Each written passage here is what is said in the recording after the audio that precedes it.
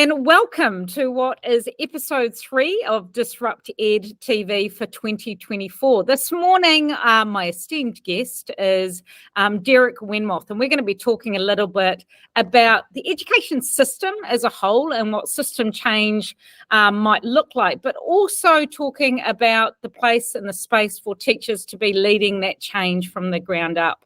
So good morning, Derek. How are you? Good.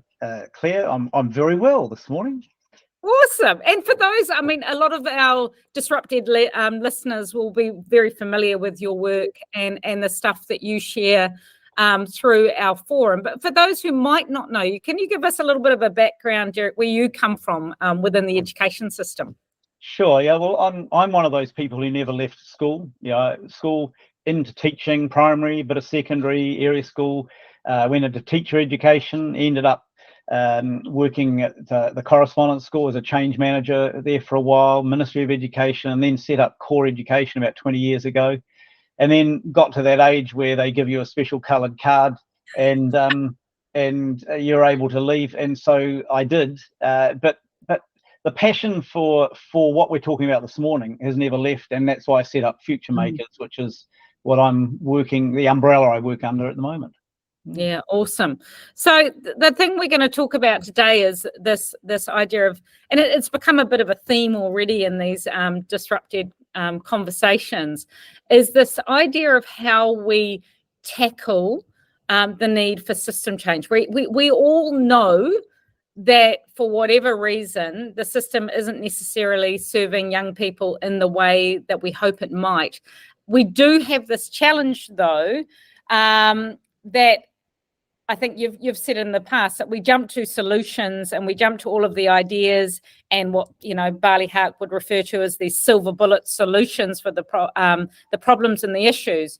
Yet we often struggle to take the time to step back and really understand what the challenges within the education landscape and the system are. What's your experience around that? Yeah, I think you're on the button there, Claire. And look, there's lots of reasons for that. Let's face it. We're under real time constraints. As a parent, I look at my kids, and now I look at my grandkids, and I think every year for them counts. Every year that we're delaying or not making a decision about something, that's another year. And so I've watched my own kids go through the school system. My eldest kids were sort of around about the time that NCA was coming in. We had all of those things happening, and watching the change that hasn't happened for them, and now it's not happening for my grandkids, is kind of a bit despairing, I might say. And I think the point that you made about the role of teachers and all of this is the really critical one, because on my heart is the fact that as soon as we start talking about system change, which is a pretty complex thing to consider, very VUCA oriented, as soon as we start talking about that, most teachers, classroom teachers' faces glaze over and they don't really see themselves in that conversation. That's what OECD does or the ministry does.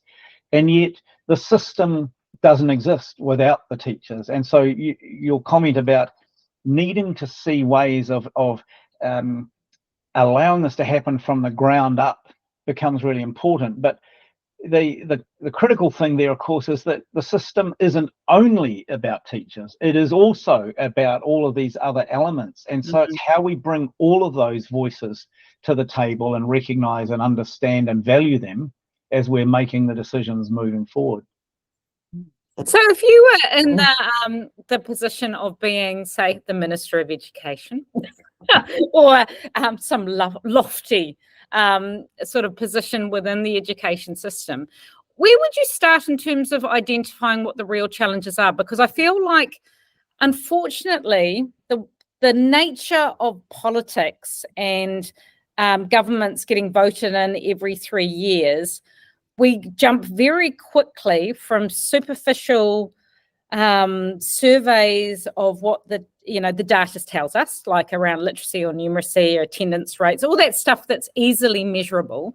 And the job of politicians is they jump to really overly simplistic solutions that are going to be really useful for them to wheel out at election time, because parents understand, like I think about the phone ban, the hour of maths and English, the need for rigor and more assessment and more measurement.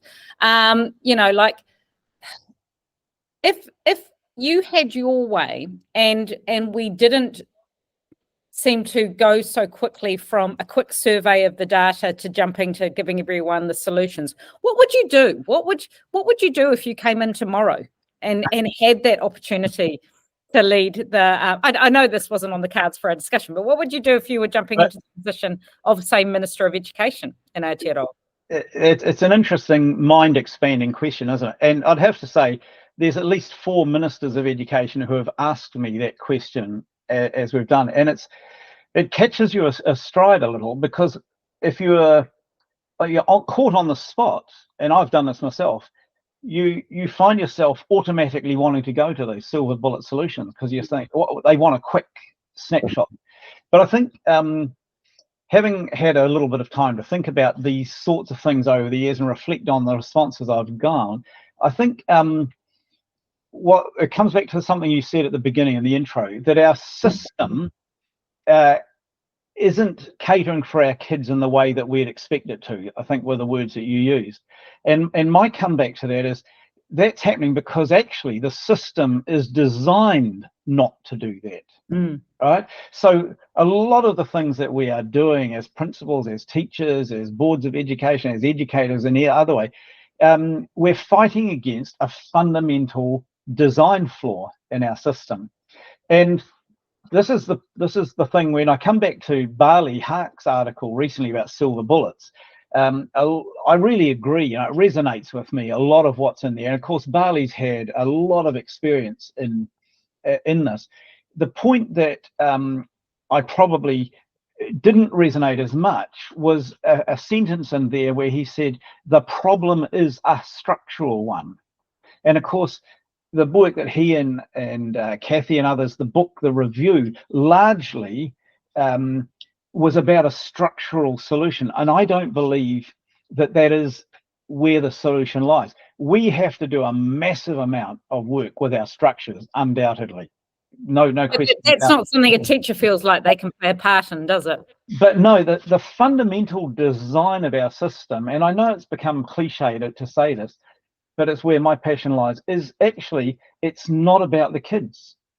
So our system, where schools started off, they weren't designed thinking about the kids. They were thinking about the factories that needed workers, and those workers needed to be compliant and conformed. They need to be standardized. They need to be they needed to have some fundamental skills in literacy, numeracy, to allow them to function in those environments. But at no point was the system designed to recognize that these kids are unique individuals with their own talents and ways of working and so forth. Now, of course, as soon as you start talking like that, you get into this binary argument. It's either or. And in the reality, we live in a world where both things are important. There are future careers, future occupations, futures that require us to live as a society and contribute to it and so forth. But you can't do that at the expense of a person's uniqueness, particularly when we take into account now this understanding that we have of the incredibly diverse world that we live in culturally and in many other ways. And so for me, that's what keeps driving me back, and New Zealand has had this at the heart of its education and schooling strategies through the last few successive governments, about putting the learner at the centre. But the problem is, for many of those things, it's simply made the learner a target for what we do, rather than your data point. That's right. Yeah. And so that's what led me to write the book that I did recently on learner agency, because understanding deeply what learner agency is all about, and that it's not about giving over control, it's not about total autonomy, it's not about complete freedom, it's actually about building a respectful environment in which every individual understands the responsibilities that they have to themselves as a unique human being and as a learner, but the responsibility they have to others and the responsibility that they have to the environment that they share with others, so they're not exploiting that and leaving it in a condition that's not fit for others. If we can understand in our system what are the conditions that we need to create where that will flourish, and then what are the characteristics that we will observe in students as they work through that, then I think we've got it cracked. And so things like the emphasis on literacy and numeracy, which undoubtedly is a major area of concern, not just in New Zealand, but globally. We're seeing, report after report come. We've got to do something to crack this. And understanding what is called the science of learning will give us insights into that. We can draw from all sorts of things. We've got to work on that. But we can't work on that without understanding how it's going to land for each individual student, right? So that would be where I'd start, and build out from there. And the thing I find, I mean, you and I, part of our whole relationship has been built around a shared love for learner agency, and and the work that I've continued to do in that sort of around self-direct. People they often misunderstand the term of self-directed learning to mean that you're leaving kids in isolation. We know that's about partnership. What's really hit home in more recent years, particularly since I've become a school leader and have tried to wrestle with what Mātauranga Māori looks like within a school. I remember looking at some of the work of Mary Berryman, and so often when we're thinking about Mātauranga Māori, people initially think about, Māori language, Māori concepts and skills. Actually, one of the real things that's at the heart of Mātauranga Māori is the power sharing that we have with our students in co-designing learning. So I always see it as well as an absolute win-win, that when you're focusing on the real explicit design and development of how you approach teaching and learning to support and grow learner agency, you're doing that Mātauranga Māori sort of aspect in a really authentic and deep way as well. It's totally a win-win for schools. And so I find it really interesting that there's so much noise in the education system around an hour of maths, an hour of literacy, having to do more assessments, punishing family if kids aren't turning up to school, when actually one of the most simple solutions is right in front of us, and that's committing to co-designing the learning experience with the student and genuinely listening to student voice and having it inform what we teach and how they learn. And it feels like we've lost sight of that at a national level. It feels like there's all of these different interventions, rules, structures, expectations, measures. And actually, if we cleared the decks and we just said, we want our teachers to be committed to knowing their learner, partnering with learners, co-designing learning, sharing power around how students are assessed, it would actually tick so many of the other boxes anyway. Yeah, I feel you're right. And the thing for me is often I hear when we start talking like that, people will say, but they don't know what they don't know. How can we expect them to participate and give voice to what they want? And of course, there's truth in that. But that's where partnership comes from, surely. Because we're never giving up that role of teacher.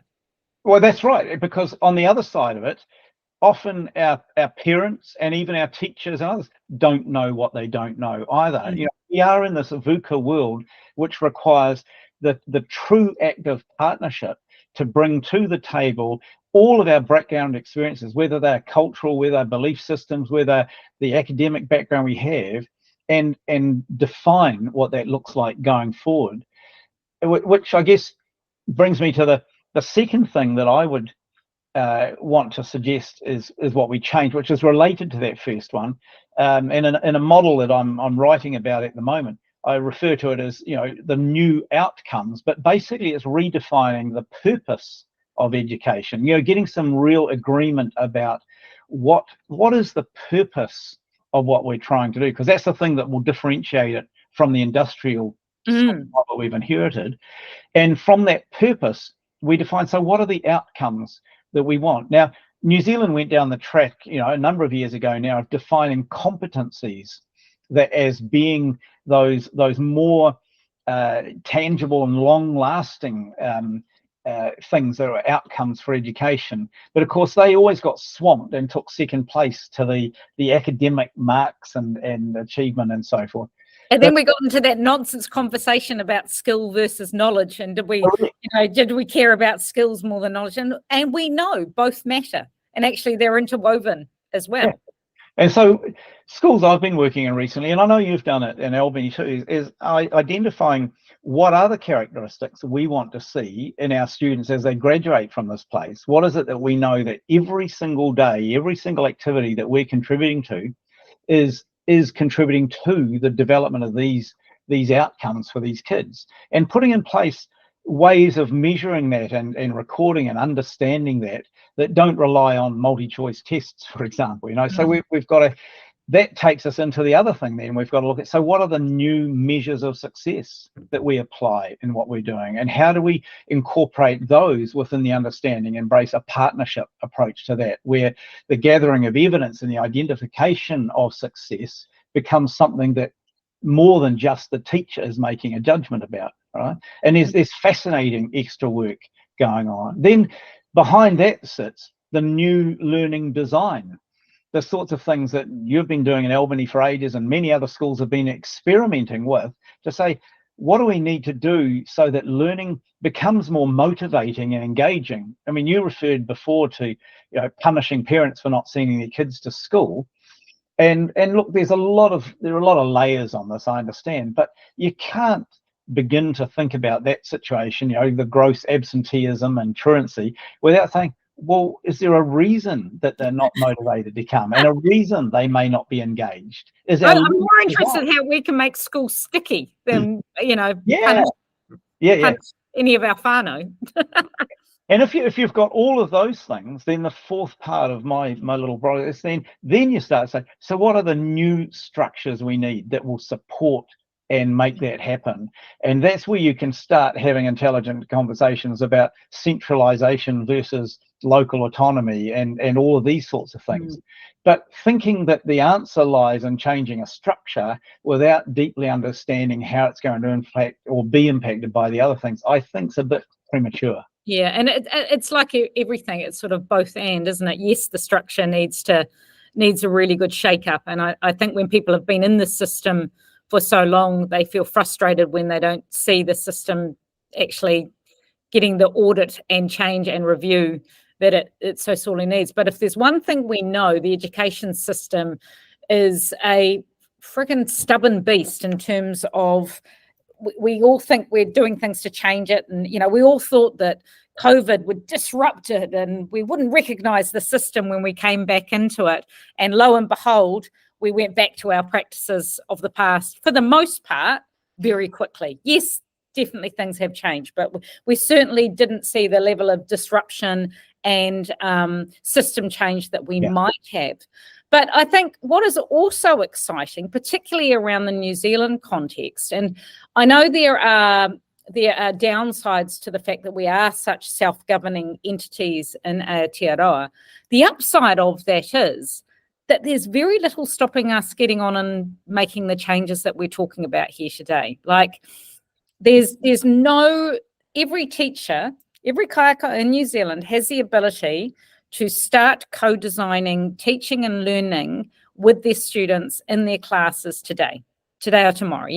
There's nothing stopping us doing that, irregardless of what your school is working on as well. So in terms of your advice to a classroom teacher, or maybe someone who has a middle leadership role within their school, what would it be? What would they do with this conversation about how we might move forward, regardless of what's happening at a system level? Yeah, well, so another little project I've been working on with a colleague addresses exactly that, and I've got some information about it on my website, and that's around developing a culture of experimentation in our schools. Our system is characterized by a huge level of risk aversion and of being unable or unprepared to take those risks or to do something that's different. And part of that is because we've seen a lot of experiments or people try things in the past that haven't worked, or they've failed, or they're given the label of failure. You mentioned ILEs and things in our previous thing, without really any indication of deep understanding of what they're blooming well talking about in the first place. But if we start to talk about building a culture of experimentation where we accept that failure is actually a part of learning and where risk is part of what we need to do, and I've built systems and structures, that frameworks at least rather than systems, that help schools through this, and we've been trying some pretty cool stuff where you have short cycles of very disciplined observation and feedback that are empowering the agency of teachers to explore those sorts of things, and where you create opportunities for resource to be made available to support them, so that it's, what I observe in many schools, we've got things like inquiry, which I fundamentally believe in, absolutely, but it has become a real fluffy around the edges sort of thing. And the same with professional development, when there are professional development budgets and it's sort of like a grab bag. I want to do this and I want to do something or other else, and it's not targeted with a laser focus on the change you want to make, which is why we've got the problems we've got with literacy and numeracy at the moment. And so for me, there's a whole art around the building a culture of experimentation that has both the freedom to release people's creativity and imagination for the solutions that will work, but it also has high levels of accountability for making sure that there's rigor applied to that, and if it's not working, it's quickly recognized and you can move forward on it. And that addresses one of my real bugbears. Like I get really frustrated when I see teachers and school leaders unwilling to try something new because they believe everything they do must already have a historical evidence base that says that it's going to work as an intervention. And we will never change if we are only ever looking backwards at how interventions have worked in a time that isn't now, in a space that isn't our classroom and our school and our young people. Like, there's a lot of that evidence, and this sounds terrible, there's a lot of that historical evidence base that's actually irrelevant at this point in time. Yes, we have a responsibility as educators to look back, to learn from interventions and strategies that have worked in the past in different times and different spaces.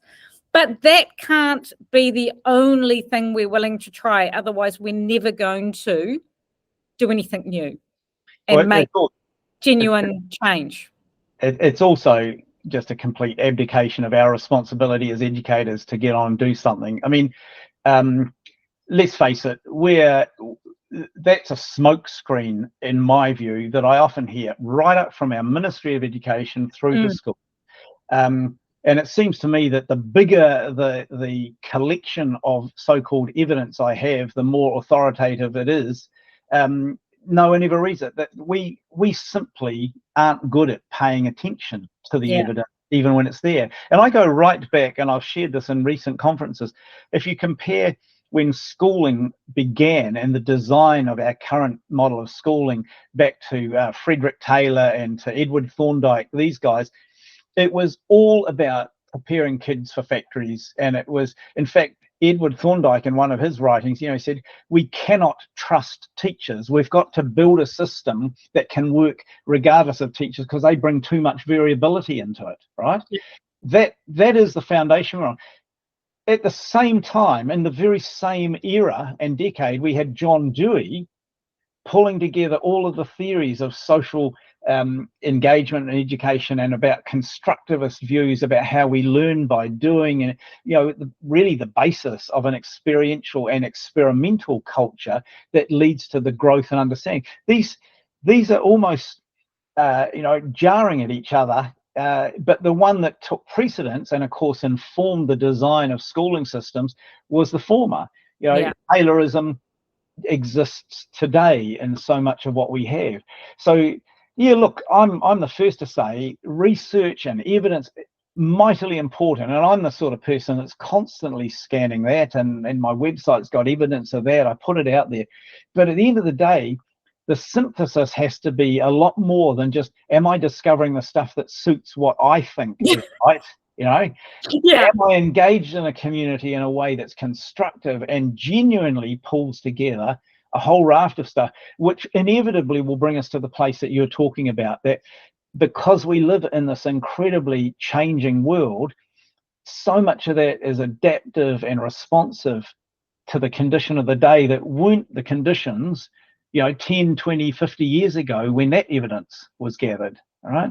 So, and I actually think you've got to really challenge those who think they've got all of the answers and all of the evidence to prove how, like, I actually think the more of that's presented, the more I actually question whether they're genuinely being responsive to the young people that are sitting in front of them, and quite possibly they're relying on a whole lot of historical mental models of what they think education should look like. Like, we could walk into any kind of school and go and accrue the evidence base we wanted to argue that is the way that education should be delivered. But actually, the tricky thing is to say that actually we don't know what we don't know until we meet the young people and we hand over some of that power and share that power with them to co-design in very real time what learning needs to look like. And I can see that attitude would make some educators nervous, because it means they haven't got the playbook and they haven't got everything locked and loaded for the 40 weeks ahead. yes. So I guess I can have some empathy and compassion for why some teachers would also find that uncomfortable. But I think it's a bad thing. It's exciting, I think. That comes back to your co-construction stuff, Claire. Yeah. Your 40 weeks drops out of getting together and having those conversations. For me, the point that you were just making about this over-reliance on evidence before we even prepared to take something is the problem we've got. It's what I call system paralysis. Yeah.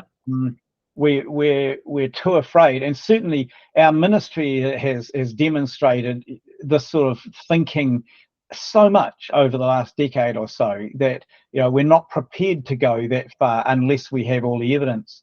And you don't move, and in fact all you do is end up looking backwards and further backwards. Yeah. And I mean, I have the privilege of working in a few international jurisdictions at the moment, and that's the part that's really spinning my wheels, because some of these places are addressing these same issues, but they're doing so in a way that they're prepared to take the risks and prepared to give people freedom and prepared to do the things that will ensure the safety net is in place for the playground to occur. And we just don't seem to have moved there in New Zealand yet. So no. Even though teachers have all this freedom in their classrooms that you're talking about, and I totally agree, it can seem pretty foreboding, because whilst we still have this kind of overarching sense of judgment and punitive measures being taken against us. Okay, our last minute. What's your last sage piece of advice for anyone who has been good enough to keep listening to this point of our podcast? What would you like them to leave with? What thought would you like them to leave with, Derek? Gosh, we live in a VUCA world. Volatility, uncertainty, all that sort of thing. Be prepared to take a risk. Be prepared to try something different, but just don't. Make sure you've got the measures in place to know if it is or isn't working. All right. And I guess if there's a second one, start talking to others who are not like-minded. Build your network so that you're listening deeply to others and understanding where they're coming from, including your community. Awesome. And I think that's a fantastic note to end on. And probably if anyone is still listening and you've got people who you think might present a different viewpoint and would like to join the DisruptEd conversation, please do reach out, because we certainly don't want to end up being an echo chamber ourselves either. So in closing, thank you so much, Derek, for the conversation. Always a delight. And thank you to those of you who have remained listening here today. And I wish you all a fantastic week, and time ahead in your classroom. Ka kite. Ka kite anō.